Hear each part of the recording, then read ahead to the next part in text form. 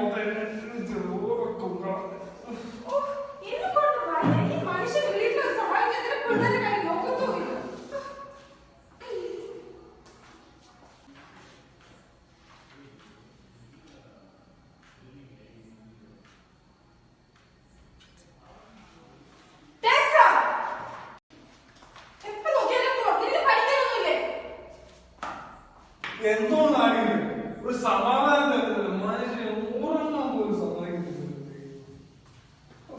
മോനെ എല്ലാം റെഡിയായിക്കേ. അമ്മയെ റെഡിയായിരുന്നു. മോളെ അമ്മ റെഡിയായി. അമ്മ എങ്ങോട്ടേക്കാ? പ്രയർ മീറ്റിംഗിന്. അമ്മ വരണ്ട, കുറ്റം പറയാനല്ലേ അമ്മ വരണ്ട. ഞാൻ ആരോടെ പറഞ്ഞെന്നാ മോളെ നീ പറയണത്? അമ്മ നാട്ടുകാർ മൊത്തം പറയുന്നുണ്ട് അമ്മ കുറ്റം പറയാനാണ്. അമ്മ വരണ്ട. നീ അമ്മയോട് തുടങ്ങിക്കോ. അമ്മ എന്തായാലും ഒരുങ്ങിയതല്ലേ, അമ്മ വരട്ടെ. നീ ഒരു കാര്യം ചെയ്യും, വൈകിട്ടത്തേക്ക് എന്തെങ്കിലും ഉണ്ടാക്കുവാനും ചെയ്ത് നീ വരുന്നില്ലെങ്കിൽ വരണ്ട. ഓ, ഈ വീട്ടു ജോലി ചെയ്യാനും നിങ്ങളുടെ പിള്ളേരെ നിങ്ങളുടെ അമ്മേനെ നോക്കാനാണല്ലോ ഞാൻ ഇവിടെ ഉള്ളത്. അതല്ലത് വേറെ ഒന്നിനും അല്ലല്ലോ. ഓ, നിന്റെ പാർച്ചിലിട്ടാ തോന്നുന്നു എല്ലാ ദിവസവും ഇവിടെ 50 പേർക്ക് നീ ഫുഡുണ്ടാക്കുവാണ്. ഈ 60 പേർക്ക് ഫുഡുണ്ടാക്കുന്നതല്ലേ നിന്റെ ജോലി. ഒന്ന് നിർത്തുന്നുണ്ടോ രണ്ടുപേരും? എന്നും ഇത് തന്നെ, ഒരു സ്വൈര്യം ഇല്ലല്ലോ ഈ വീട്ടില്. ഓ, നിർത്തി. മോളെ ഞാൻ വരുന്നില്ല. ഞാൻ വരുന്നില്ല. അമ്മയും മോനും കൂടി പോയിക്കോ, ഞാനെങ്ങോ ഇല്ല. നീ വരണ്ട, ഓടിക്കോ. എന്റെ ദൈവമേ, ഈ സുനാമി പ്രളയമൊക്കെ ഇവളുടെയൊക്കെ മുമ്പിൽ എന്തോന്ന്. വാ മോളെ. ഇന്ന് നീ എന്തായാലും ഇവിടെ ചായ ഒന്നും ഇടുന്നു തോന്നുന്നില്ല. പ്രാർത്ഥന കൂട്ടായ്മയ്ക്ക് പോയ ഒരു ചായയിലും കുടിക്കാം. പിന്നെ അച്ഛനും സൂര്യൻ തരത്തില്ല പോയില്ല. ഒരു കാര്യം ചെയ്യാൻ പോയെ.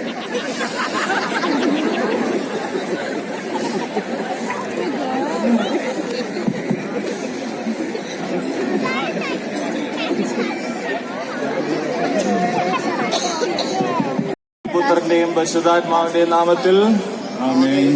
അപ്പൊ പ്രാർത്ഥന യോഗം മോനച്ചോ രഹസ്യക്കുരുവിന്റെ കാര്യത്തിൽ ഈ വാർഡ് ഭയങ്കര ആക്റ്റീവാണ്. അതെന്നാ ഈ മേൽക്കുട്ടി ചേച്ചി ഒരാളെ പോലും ഇടാൻ സമ്മതിക്കാറ്. Very good ചേച്ചിയാ. രഹസ്യമായിട്ട് ഇടുവാണോ രഹസ്യമായിട്ട് എടുക്കുവാണോ?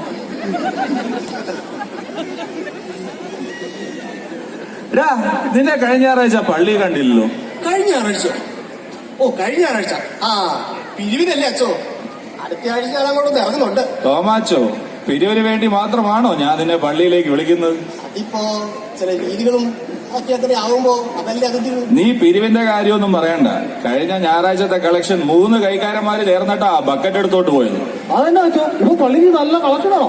അത്ര കളക്ഷൻ ആയതുകൊണ്ടൊന്നല്ല, എല്ലാവരും ഇട്ടോ ചില്ലറ പൈസയാണെന്നേ. മേൽക്കുട്ടി ചേച്ചി എങ്ങനെയുണ്ട് നമ്മുടെ പിരിവ്?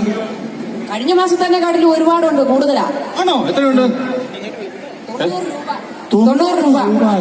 90 രൂപയോ? 30 പേര് കൈയിട്ടിട്ടാകെ 90 രൂപയോ? എന്റെ മോനാച്ചോ, ഇതാണോ നീ പറഞ്ഞത് ഈ വാർഡ് വളരെ ആക്റ്റീവ് ആണെന്നല്ല? അതെ, നമ്മൾ അടുത്ത പ്രാർത്ഥന എവിടെയാ വെക്കുക? നമ്മച്ചൻ എവിടെ വെക്കാനോ? അല്ല, അടുത്ത ആഴ്ച മിക്കവാറും ഞങ്ങൾ നാട്ടിൽ പോകാനാ മതി. അടുത്ത മാസത്തെ കാര്യമോ നമ്മച്ച? അടുത്ത മാസവും മിക്കവാറും ഞങ്ങൾ നാട്ടിൽ പോകാനാ വഴി. തോമാച്ചനല്ലേലും ഈ പ്രാർത്ഥന കൂട്ടായ്മയുടെ കാര്യം പറയുമ്പോഴത്തേ ഇവര് നാട്ടിൽ പോകൊള്ളോ? ജോണേ, എനിക്കിട്ട് തന്നെ വേണോ? ഉള്ളത് പറഞ്ഞതേ ഉള്ളു. അവനൊരു കാര്യം ചെയ്യാം, നമുക്ക് ജോണിന്റെ വീട്ടിലാക്കിയാലോ? ജോണേ അത് പിന്നെ ഞാൻ അവളോ വന്നിട്ടില്ല, അവളോടൊന്ന് ചോദിച്ചിട്ട് വന്നാ പോരെ. നല്ല കാര്യം ജോണേ. തീരുമാനങ്ങൾ എടുക്കുമ്പോ എപ്പോഴും ഭാര്യയോട് ചോദിച്ചിട്ട് വേണം. എന്റെ അച്ഛൻ വലിയ ഉപകാരം. നല്ല കാര്യം തന്നെ. അപ്പ എല്ലാം കഴിഞ്ഞ സ്ഥിതിക്ക് ഞാൻ പോകട്ടെ.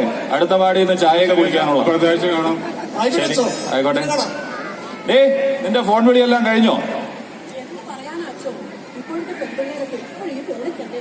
എന്നാ ചെയ്യാനാ, ചേട്ടത്തിയുടെ ഒരു കണ്ണ് വേണം കേട്ടോ പിള്ളേരുടെ മുഖത്തല്ല. അപ്പൊ ശരി, നമുക്ക് അടുത്ത പ്രാവശ്യം കാണാം. ഞാൻ അറിയിക്കാം കേട്ടോ. കണ്ടിരിക്കാം.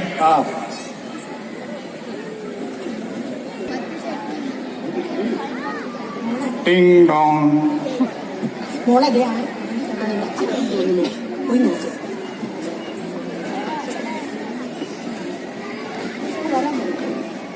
എന്നാടി എന്തിനാണ് എന്നോട് ഓഫീസിലോടൊന്ന് വരാൻ പറഞ്ഞേ? ഞാൻ ആ പേരുടെ പേടിച്ചു പോയി. ഓഫീസിലാണോ ഇഷ്ടം പോലെ പരിപാടി. എന്നാടി ഇവിടെ നീക്കിയിരിക്കുന്നത്? എന്നാ അമ്മ? എടാ മോനെ നീ ഇവിടെ സമാധാനത്തോടെ അല്ല അമ്മ കാര്യം ഞാൻ മനുഷ്യ 100 പണിയുള്ളപ്പോഴത്തേക്ക് വിളിച്ചത് എന്തിനാ? നീ സമാധാനത്തോടെ ഇരിക്കേ, ഞാൻ പറയാം. എന്താ അമ്മ കാര്യം പറയാമേ? മോനെ നിങ്ങൾ ഇന്ന് ഓഫീസിൽ പോയി കഴിഞ്ഞപ്പോൾ ഞാൻ നോക്കുമ്പോ ഇവിടെ വെറ്റൊരു പയ്യനുമായിട്ട് നിന്ന് സംസാരിക്കുമായിരുന്നു. ആര്? നമ്മുടെ ടസയോ? ആ മോനെ, ഞാൻ ചെന്ന് നോക്കുമ്പം അവനിവളുടെ കയ്യിൽ പിടിച്ചോണ്ട് ഇരിക്കുന്നു. നീ അവിടെ ഇരിക്കെ, സമാധാനമായിട്ട് ഞാൻ പറയാം. നീ അവിടെ സമാധാനമായിട്ട് ഇരിക്കേ. അമ്മ ഒന്നും മിണ്ടാണ്ടിരിക്കെ. ഇവളെ പറഞ്ഞാ മതി. ജോലി ജോലി എന്ന് പറഞ്ഞിട്ട് ഫുൾ ടൈം നടന്നോളൂ. കൊച്ചുങ്ങളെ ഒരു കാര്യം അന്വേഷിക്കത്തുമില്ല. ഏതാ അമ്മ അവൻ? എനിക്ക് അറിയാൻ പാടില്ല മോനെ, അവനെ കണ്ടേച്ചാലും മതി. ഇവിടെ ഇത് ഞാൻ അല്ല, നീ അവിടെ ഇരിക്കും. ഞാൻ പറയട്ടെ, നീ അവിടെ ഇരിക്കേ. നീ എന്തിനാ ഇവിടെ മനുഷ്യ 100,000 പ്രശ്നങ്ങളുണ്ട്. അതിന്റെ ഇടയ്ക്ക് ഓരോന്ന് ഒപ്പിച്ചോണ്ട് വന്നോളൂ. നീ എന്തിനാ ഇവിടെ മാത്രം കുറ്റം പറയുന്നത്? കുറ്റം നിങ്ങളുടെ രണ്ടുപേരുടെയുമാണ്. നിങ്ങൾ ഇവരുടെ കാര്യത്തിൽ എന്തെങ്കിലും ശ്രദ്ധിക്കാറുണ്ടോ? അതും പോരാഞ്ഞിട്ട് 9ാം ക്ലാസ്സിൽ പഠിക്കുന്ന കുഞ്ഞിന് മൊബൈൽ ഫോൺ മേടിച്ചു കൊടുത്തിരിക്കുന്നു. അമ്മ നിർത്തിന്റെ അമ്മേ. എപ്പോഴും എന്നോട് നിർത്തുമെന്ന് പറഞ്ഞാൽ മതി. എനിക്ക് പറയാനുള്ള കാര്യം മുഴുവൻ ഞാൻ പറഞ്ഞിട്ടേ നിർത്തുന്നുള്ളൂ. ഈ വീട്ടിൽ കുടുംബ പ്രാർത്ഥന ഉണ്ടോ പോലെ? അതാണ് ഈ നാശത്തിന്റെ ഒക്കെ കാരണം. എന്റെ അമ്മയെ ഒന്ന് സ്വൈര്യം സ്വൈര്യന്താണ്. കഴിഞ്ഞ ദിവസം മാർപ്പാപ്പയുടെ ഒരു ലേഖനം പേപ്പറിൽ വന്നു നീ കണ്ടായിരുന്നോ? നിങ്ങൾ കുടുംബങ്ങൾ തമ്മിൽ വഴക്കുണ്ടാക്കിക്കോ, പക്ഷേ അത് മക്കളുടെ മുമ്പിൽ വെച്ച് ആവരുത് മോനെ. നിങ്ങൾ എല്ലാവരും ഒന്ന് ചിന്തിച്ചു നോക്ക്, അത് നല്ലതാണോ എന്ന്.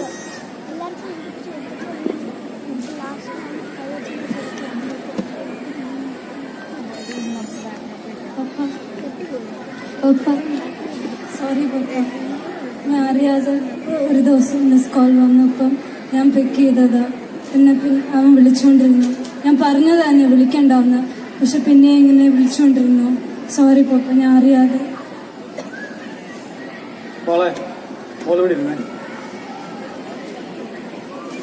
നിന്റെ പ്രായത്തിലെ ഈ പിള്ളേര് ഫോൺ ഉപയോഗിക്കുമ്പോൾ ഒത്തിരി സൂക്ഷിക്കണം. നീ ഈ പത്രത്തിലും മീഡിയയിലൊക്കെ കാണുന്നതല്ലേ സാർ? നീ ഇത്ര മണ്ടിയായി പോയോ? ഫോണൊക്കെ നല്ലതൊക്കെ തന്നെയാണ്, പക്ഷെ അത് നിങ്ങളുടെ പ്രായത്തിലുള്ള പിള്ളേർ ഉപയോഗിക്കുമ്പോൾ ഭയങ്കരമായിട്ട് കെയർഫുൾ ആയിരിക്കണം. മനസ്സിലാവുന്നുണ്ടോ മോക്ക്? നീ അവൻ ഫോൺ ചെയ്യുവാണെങ്കിൽ പപ്പ എടുത്തത് ഡീൽ ചെയ്തോളാം. മോള് നീ ഫോൺ ഉപയോഗിക്കണ്ടോ? എന്തെങ്കിലും ആവശ്യമുള്ള പപ്പയുടെ ഫോൺ എടുത്ത് ഉപയോഗിച്ചു. മനസ്സിലാവുന്നുണ്ടോ മോനെ? ഇങ്ങനത്തെ ഒരുപാട് അപകടങ്ങളും ചതികളും ഇതിനകത്ത് ഇരിപ്പുണ്ട്. അതുകൊണ്ടാണ് പപ്പ പറയുന്നത്. ഒരു കാര്യം ചെയ്യും, നമ്മള് പോയി പിന്നെ പഠിച്ചോ. നീ അത് ഓർത്തോണ്ടിരിക്കണ്ട കേട്ടോ. ആ പൊക്കും. അമ്മ എന്ത് ചെയ്യാം മോളെ? ഞാൻ ആലോചിക്കുന്ന അതല്ലേ, ഇത്ര ന്യൂസുകളും മീഡിയയിലൊക്കെ ഡിസ്കഷൻ വന്നിട്ട് ഈ പിള്ളേർക്ക് എന്താ ഇത്ര ബോധമില്ലാണ്ടായി പോകുന്നത്? ആ എടി, നീ അവളോട് അതിനെപ്പറ്റി ചോദിക്കാനൊന്നും പോകുന്നു വേണ്ട. കണ്ണേക്കുള്ള ആള് ഗുരുയത്തെ കൊണ്ട് പോയെന്ന് വിചാരിച്ചാ മതി. ആ എന്തായാലും വന്നൊക്കെ വന്നു. ഞാൻ വേണമെങ്കിൽ ജോലി റിസൈൻ ചെയ്യട്ടെ, വീട്ടിലെ കാര്യങ്ങൾ നോക്കി നിന്നാലോ? അതൊന്നും വേണ്ടേ. അമ്മ പറഞ്ഞ പോലെ നമ്മൾ ഈ പിള്ളേരുടെ കാര്യത്തിൽ യാതൊരു ശ്രദ്ധയില്ല. ഓഫീസിൽ നിന്ന് വന്ന ക്ഷീണവും അന്ന് പറഞ്ഞ TV കണ്ടുകൊണ്ടിരിക്കും. പിള്ളേരുടെ കൂടെ നമ്മളെവിടെ സമയം സ്പെൻഡ് ചെയ്യുന്നത്? നമ്മൾ ആ പിള്ളേരോട് ഇരുന്ന് കുറച്ചുകൂടെ സമയമൊക്കെ സ്പെൻഡ് ചെയ്ത് കഴിഞ്ഞാൽ ഇങ്ങനത്തെ ഒരു പ്രശ്നങ്ങളും ഉണ്ടാകത്തില്ല. ആ എന്തായാലും വന്നു. നീ കുറച്ചുകൂടെ അവളുടെ കൂടെ ഇടപെടുകയൊക്കെ ഒന്ന് ചെയ്താൽ മതി. ആ പോട്ടെ, സാരമില്ല.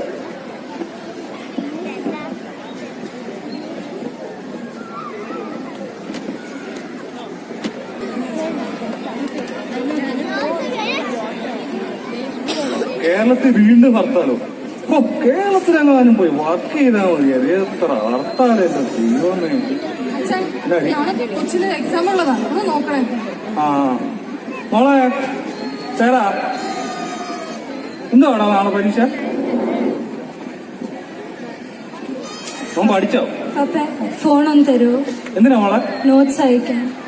ആ ടേബിളിന്റെ അവിടെ ഞാൻ ഉണ്ടോ നോക്ക്. നോക്കത് നീ ഇതെല്ലാം പഠിച്ചോ? കഴിഞ്ഞ ഇഷ്ടത്തെ പോലെ ഫുള്ള് കിട്ടുമോ? ആഹാ, മോൾക്ക് ക്ലാസ് പറഞ്ഞു കൊടുക്കുമായിരുന്നോ? അവക്ക് അടുത്തേക്ക് പരീക്ഷയാണ് അമ്മ, പഠിപ്പിച്ചേക്കാന്ന് വിചാരിച്ചു. എന്റെ മോനെ, ഞാനൊരു കാര്യം ഓർക്കും കേട്ടോ. അമ്മ, എന്തായാലും നമ്മുടെ ഈ വീട്ടിൽ സംഭവിച്ചതൊക്കെ നന്നായും തോന്നുന്നു. അപ്പൊ നമ്മുടെ വീട്ടിൽ എന്തൊരു സമാധാനമാ. എന്റെ അമ്മ പറഞ്ഞത് വളരെ ശരി. ഞാനും പല പ്രാവശ്യം ആലോചിക്കാറുണ്ട് ഇതേ കാര്യം. പപ്പ ഇന്നല്ലേ നാളെയല്ലേ നമ്മുടെ ട്രിപ്പ്? ആ അതെ, അടുത്ത ആഴ്ച മോന്റെ പരീക്ഷയൊക്കെ കഴിഞ്ഞിട്ട് അടുത്ത ആഴ്ച നമ്മൾ ട്രിപ്പ് പോകുന്നത്. അപ്പൊ മോൻ ഡ്രസ്സൊക്കെ എടുത്ത് പുതിയ ഡ്രസ്സൊക്കെ മേടിച്ച് എടുത്ത് വെച്ചോ കേട്ടോ. ഞാൻ വരുന്നില്ല മോളെ ട്രിപ്പിന്, എനിക്ക് നല്ല സുഖമില്ല. അതെന്താ അമ്മ വരാത്തെ? അമ്മയും കൂടി വരണം. അമ്മയ്ക്ക് വേണ്ടിയാലും ഞാൻ ടിക്കറ്റും ചേർത്ത് എടുത്തിരിക്കും. അമ്മയും വരണം. ശരി മോളെ, ഞാനും വരാം. പക്ഷെ എന്റെ ദൈവമേ, ഇതൊക്കെ കാണാൻ പറ്റില്ല. ഞാൻ ആലോചിക്കുമായിരുന്നു, ഈ എല്ലാ വീടുകളിലും എല്ലാരും കൂടെ ഒത്തൊരുമിച്ച് ഇരുന്ന് സംസാരിക്കുകയും പ്രാർത്ഥിക്കുകയൊക്കെ എല്ലാ കുടുംബവും ഇതുപോലെ സ്വർഗമോ. എന്റെ ദൈവമേ, നിനക്ക് 1000 സ്തുതി ഉണ്ടായിരിക്കട്ടെ.